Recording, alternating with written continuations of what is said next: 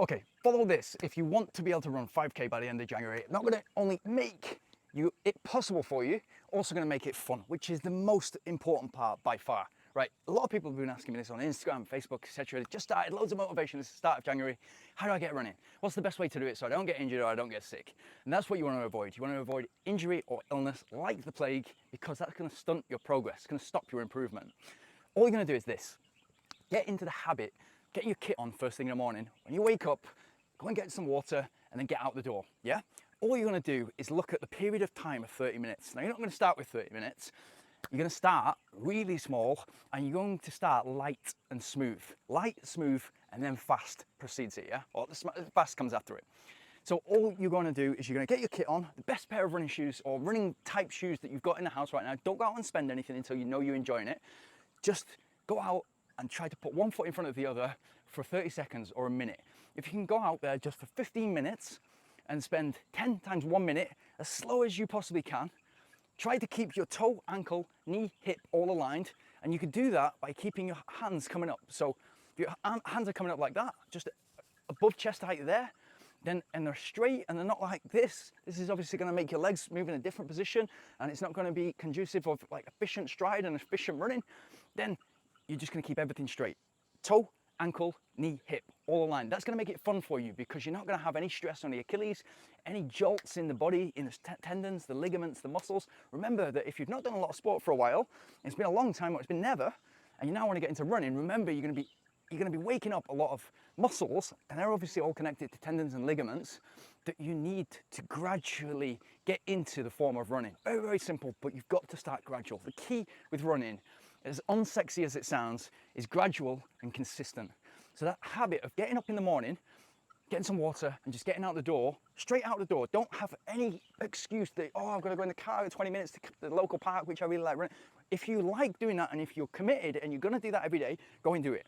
But on the days that you don't want to run, just go out there and walk. The point is, you've got to get out there. If you get out there and you run, and then you're not really feeling like running, but you get out there and walk, guess what? After about 5 minutes, you think, do you know what? I could do some 1 minute intervals. And all you're going to do is run for 1 minute. The first time you go out, be out there for 15, 20 minutes max, and just do 10 times 1 minute. Simple as that, 10 times 1 minute. As slow and as light as you possibly can. Nothing speedy. Just try to run and then take a minute break in between each one, or 30 seconds break. However long it takes you to bring your heart rate down, your breathing goes, and then you can breathe normally again, and then go again. 10 times 1 minute, that's all you're gonna start with.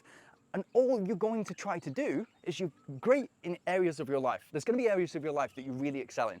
All what we're trying to do is build the habits, the processes, and the systems very gradually, very consistently, so that your habit is getting up in the morning and going for a run. Your habit is getting up in the morning and going for a walk, but it's getting out there. And it's doing it at the right time of day, which you're going to burn most fat because you've been fasting all night when you've been sleeping. And before that, if you spent 2 to 4 hours before that, before you went to sleep, before you ate, then you're going to have even longer. And that's going to tap into your fat burning system. So what you're going to do when you're running is build muscle, because you're going to be using the muscles like the calves, the hamstrings, the glutes, the quads.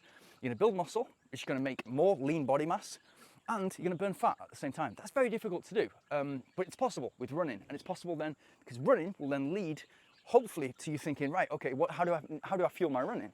I fuel my running by eating the right foods, eating healthy foods. You'll all of a sudden realize that actually McDonald's and Burger King isn't really touching the surface in terms of what I need in order to fuel my runs, what I need in order to recover. So things like fruits and vegetables and grains and porridge and rice and brown rice and all those things will become much more appealing because you're starting to have an exercise life.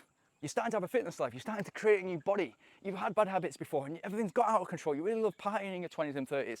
But now it's time to like get together and actually, I want to fight. It's 2024. I want to fire on all cylinders. I want my career rocketing.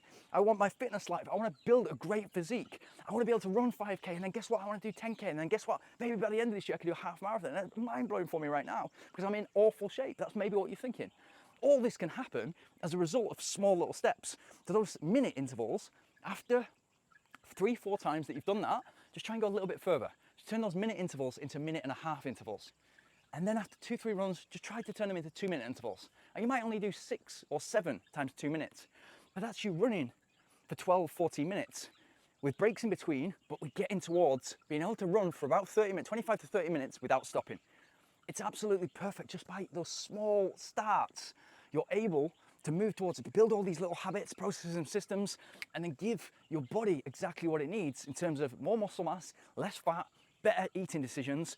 Everything is going to have an if you've got three things, like those three things are major pillars, and on the back of that, what you're going to realize is the better you sleep, the better your performance in running, the better your performance in work, the better your performance in your business, whatever. Yeah, but if you've got those pillars, your sleep, diet, you're reducing your stress as much as you can. You realize there's only so much output you can have in a day if you've got your own business or your own career. You put a cap on that, so you're reducing your stress, you're having great sleep, you're eating well, you're building more lean body muscle, and you're reducing body fat. Those exponentially very quickly make you into an athlete. Everybody is an athlete. It's just hiding under there somewhere, and it's up to you to put the right things in motion here in order to release the athlete. It's as simple as that. Everybody is an athlete. Like when I started rerunning, from being a kid, I was running until I was 16, 17, and then I chose football and it went wrong. I got back into running when I was 27, and I was absolutely awful. I couldn't run for 400 meters, which would have taken me about 1.5 minutes to 2 minutes. I couldn't run for that long. I thought I was just gonna go out for an hour run. It was gonna be easy. It's not like that. But guess what? I burnt something by having to walk back. I couldn't even run 400 meters, having to walk back. Something inside of me was like, you're gonna do this, and you're gonna make sure it happens because you used to be good at this, or you know, everybody can run. Everybody can run a marathon, everybody. So you know that it's possible. So then you know that, okay, right, what do I need to do? I'm really bad right now at something. So what do I need to do in order to make this into something that I enjoy? Number one, you've got to enjoy getting out there. Today, sun on the face, whatever. It doesn't matter whether you're in the UK and it's absolutely pissing it down, or whether you're in a hot country and it's super hot out there, you don't want to go out there. Get yourself out there. Because you get yourself out of bed, you drink some water, and you get out the door, you're building that champion, you're building that better mindset. And guess what? All those great things are going to cross over into your career. So you're going to be better at work, you're going to be better in your business, more productive, more focused, better sleep, better sex. Everything you can think of is improved because you've started to reduce your body fat. You've started to increase your lean body mass. Everything is improving. Better sleep, better diet, lower stress, everything's improving. What we're going to do with those progressions from 1 minute to 1.5 minutes to 2 minutes, you're going to get to the point where you can do 5 times 5 minutes. 5 times 5 minute run, which might be 3 weeks away, but you would think, oh, I can't believe that I can run for 5 minutes without stopping. It's crazy for you to think this right now, because right now you might not be able to run for more than 30 seconds or a minute. But I bet you can run for a minute, and I bet you'll be surprised by how quick the progression curve is. For me, it was super quick, and for me, within a couple of weeks, I could run for 5 minutes, and I was like, okay, great. So I just need to patch these together. And then when you're at the end of the month and you decide, right, I'm going to go for it, because I said to myself at the start of January, I'm going to run 5K by the end of January. You've only got 3 weeks, 3.5 weeks. Don't think you got a full month. So if that 5K comes around, it's your local park run, it's your local 5K, it doesn't matter what it is. It might be just a time trial on your own, in your own park. Run as far as you can, get as far as maybe 6 or 7 minutes, you need to take a break. But you've been taking a break and you've been walking, so you're still moving forward in that 5K, but you're learning to control your breathing. You're learning to recover so that you can then go again. And you might run 7 minutes to begin with, and then next time you might run 5 minutes, that's 12 minutes, but a little bit of walking in between, then you might run 3-minute interval, and then you'll get to the end, it might be 30 minutes, 40 minutes, doesn't matter. Doesn't matter how long you're out there. The fact is, you set out to accomplish something at the start of the month, and you put a tick in the box. And guess what? You're in such a better place than where you started. You're gonna be losing that fat. You're gonna be increasing lean body mass. You're gonna be making better diet decisions. You're gonna be having better sleep, reduced stress, more productivity, more focus at work. Your career's gonna improve. And then it's like, wow, let's start the year again in February, and let's go again, and let's have a new target. And that might be to run a faster 5K, or run 1K as fast as you can, or run 10K. It doesn't really matter. What matters is you're continuing these great habits and processes and systems that you've put in place in order for you to get the best out of your life. It's so important. Don't settle for second best. Go for it.